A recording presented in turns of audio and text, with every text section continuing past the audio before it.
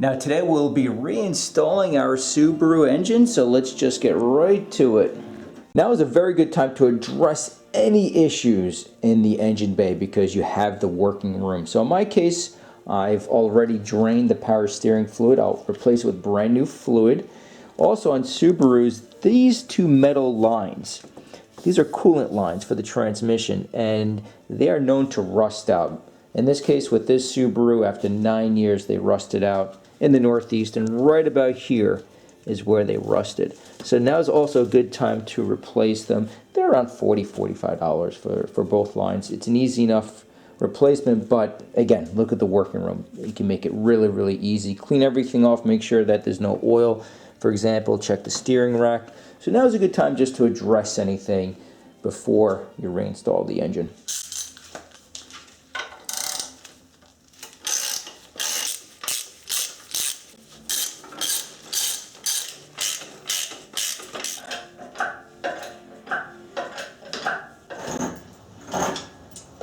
Now when you're at this point and you're ready to lower the engine in the engine bay, just pull very, very slightly back. So pull the engine slightly back as you lower the engine.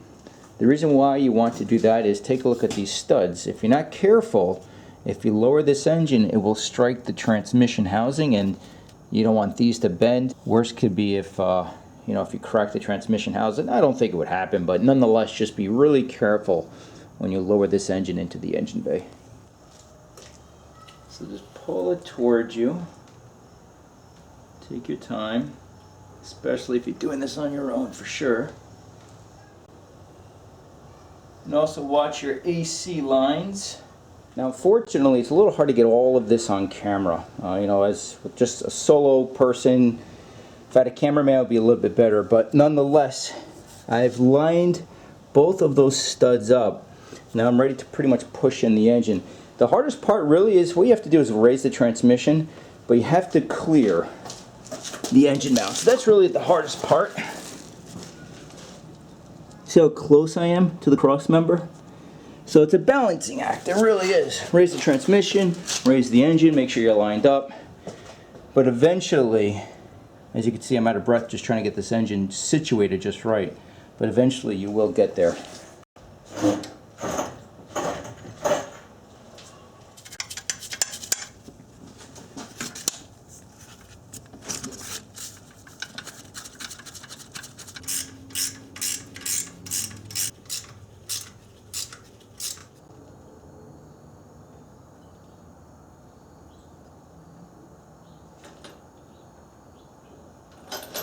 So we have all of the fasteners that mate the engine and transmission reinstalled.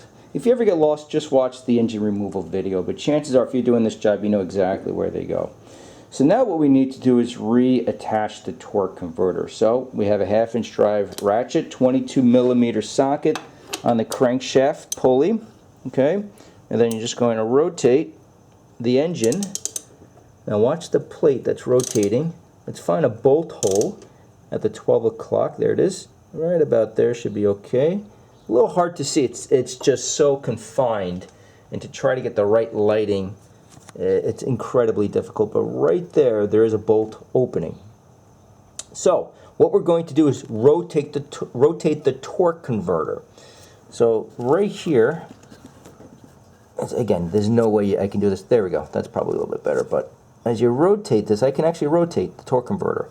So as you rotate the torque converter, you want to find the bolt hole and then reattach the fasteners. Now once you get the first fastener in, you're golden. So let me line everything up and I'll come right back. Now in the removal video, I kept banging my hand on this bracket.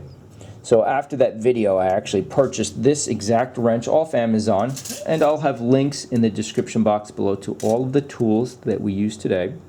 So this is 10.5 inches in length, and the cool thing is one end has a ratchet and the other end is fixed. So we can simply have a long handle here, tying down these fasteners, and then once you tie down the 4 fasteners, we can move over to the stopper and keep going. And don't forget to reinstall that little cover that goes here. Just going to push this back a little bit to make sure the fastener fits. And now we're just reinstalling the starter here.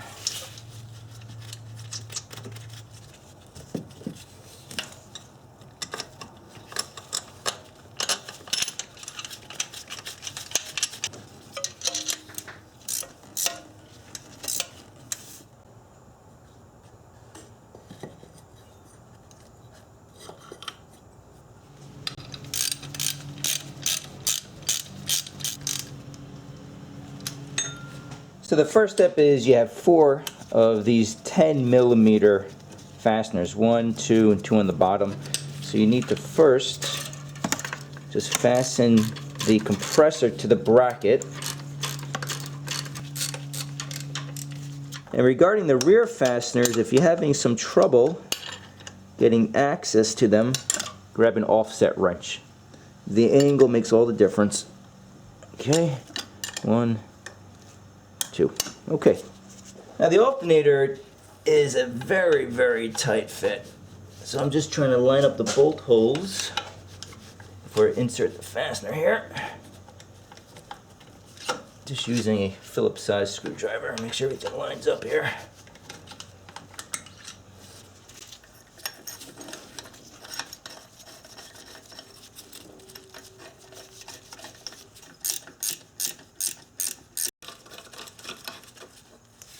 Okay, we'll keep that loose until we install the drive belts. Now we'll install the heater hoses, and during disassembly, as you can see, you have 2 hoses and you don't want to mix them up. So during disassembly I just marked 2 red paint marks so I know exactly that this hose goes right here.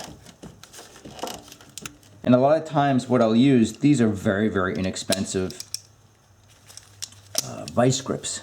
But with the pointed end, you can just simply grab onto the clamp, bring it over. In other words, let the tool hold the clamp for you, and then just let it go. Okay. And this is off the brake booster.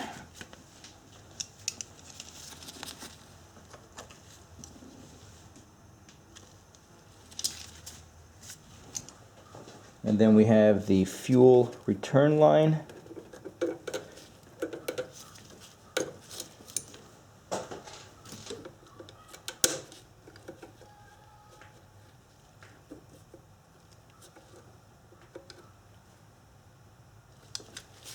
And the fuel supply line, this just clicks on.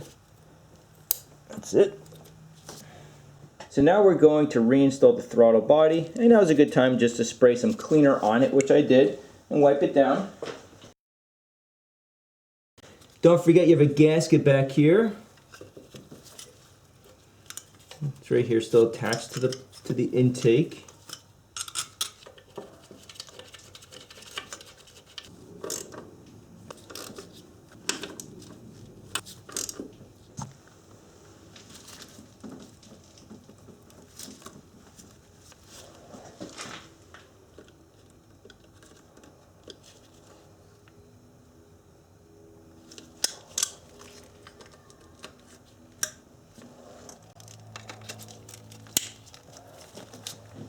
Now we're plugging in the main harness connector.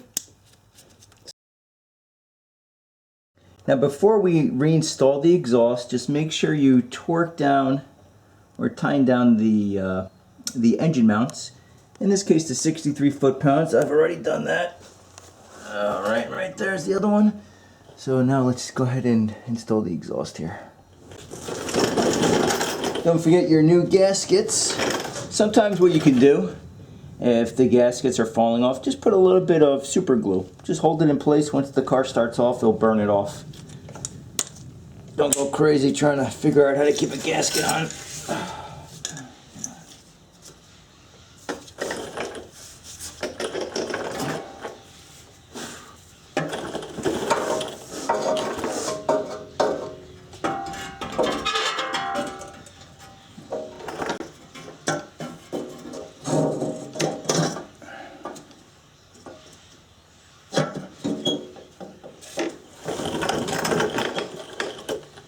little tricky. Let me grab a fastener or a nut just to hold this on, and then I can balance the other side.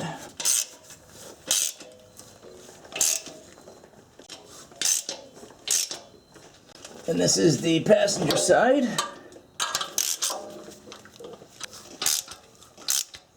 And then of course our connection where the exhaust pipe meets to the rear exhaust.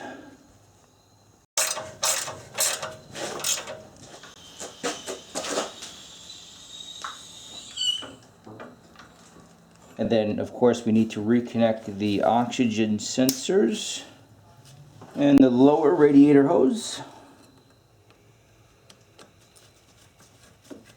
And of course the cooling fans.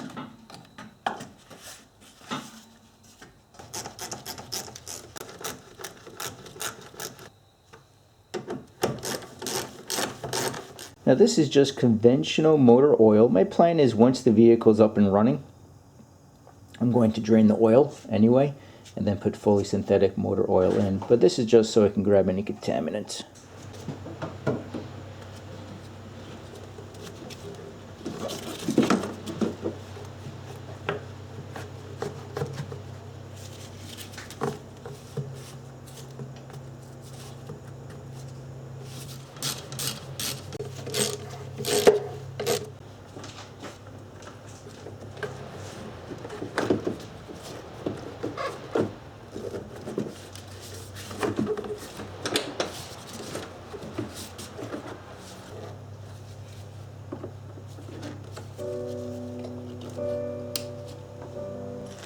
Now in my case I have two belts. One drives the alternator, the power steering pump off the crankshaft. The other one is a stretch type of belt just for the AC compressor. So if you do have this set up, you need a very special tool, a specific tool to reinstall this stretch belt. Now you can do it without the tool, but a lot of times what happens is the inside of the belt is just destroyed. So if you're not using the tool, be really careful. But everything you have here, if you have a similar setup, I'll have links to the description box below, or in the description box below, to our Amazon affiliate site. But ultimately, let me just set this up. I'm going to do this rather quickly. I did a separate video years ago, it's about 10 minutes long, just specifically on how to remove and reinstall the belts. So I'm just going to go a little bit quicker here. So this goes right here, and it's a 12mm fastener. Now the crankshaft pulley has 4 pre-drilled holes from the factory at the 12, 3, 6, and 9 o'clock position. You may have to just rotate the crankshaft clockwise so it's positioned the right way. But you need an opening here at the 3 o'clock position. Let's see, right here. And again, you have 2 adapters. The plastic adapter is placed on the pulley. And then you have a short and a longer end. The shorter end goes into that 3 o'clock position in the pre-drilled hole. And you grab the belt. It really is a silly setup. And just because the angle is so low and I have these fans in the way, just grabbing an extra socket along with a small extension so I can rotate this. Just take your time when you do this. Make sure. Oh, see how it came off already? Such a... Okay, let's give it another shot.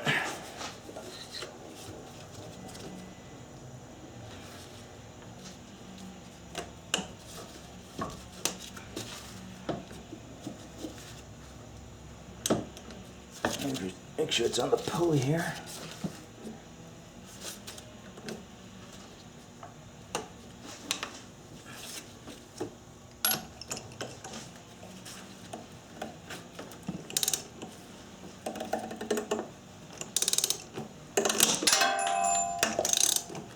There you go. Such a silly thing, such a silly design, but the main thing is the belt needs to be on the rear pulley. So this is the front pulley, this is the rear pulley. And I'm just going to rotate this a few times, make sure Everything's seated correctly.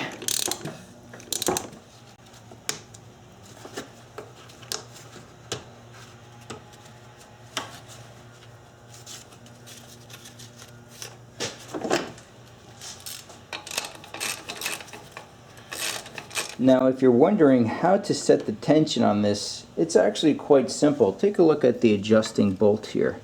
And if you look closely enough, I'm not sure if oh, there you go. The camera can pick it up right here.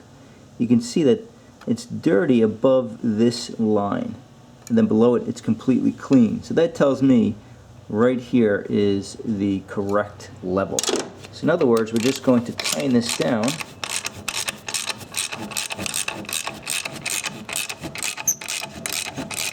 Right about there. The other thing I did off camera when I first started this job is I took a measurement on the deflection, and it was pretty much 1/4 of an inch. But if you didn't do any of that, just sort of use these clues to help figure out on you know, just putting everything back together.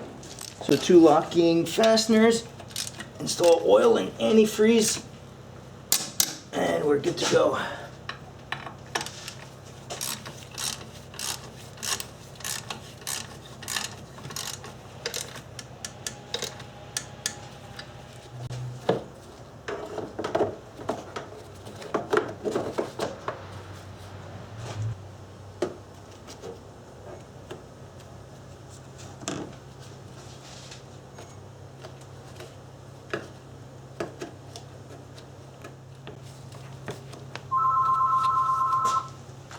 Now Subaru, they recommend this conditioner. It's really made, if you take a look on the back, it's really an anti-corrosive liquid. So I'll pour the entire bottle in, and then top it off with antifreeze, and let's crank her up. And of course reinstall the battery here.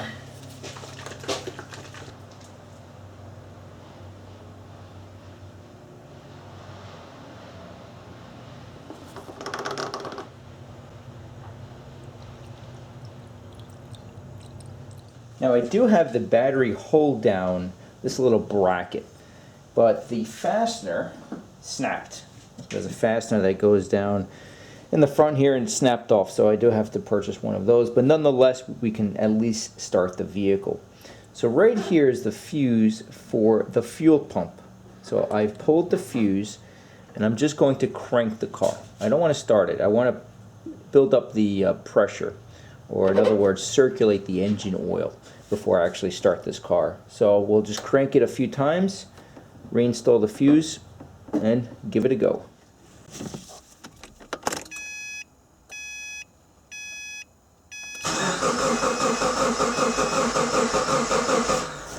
So now I'm just reinstalling the fuse for the fuel pump, and let's see how she does.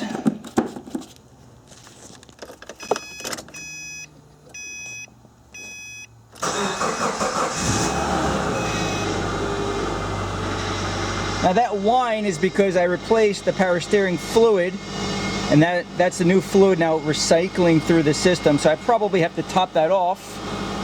But I'm just going to let it run for a little bit and we'll check for leaks. And the car's been running for around 10 minutes now. Everything's nice and dry, so we are in good shape. It's been a couple of days and everything runs really, really well. The only thing I had to do was charge the battery. Other than that, no leaks, it runs very well, and we're in good shape. So that really completes the whole series of removing the engine, disassembly, head gasket, put it all back together, and installing it in the vehicle. So we're all done.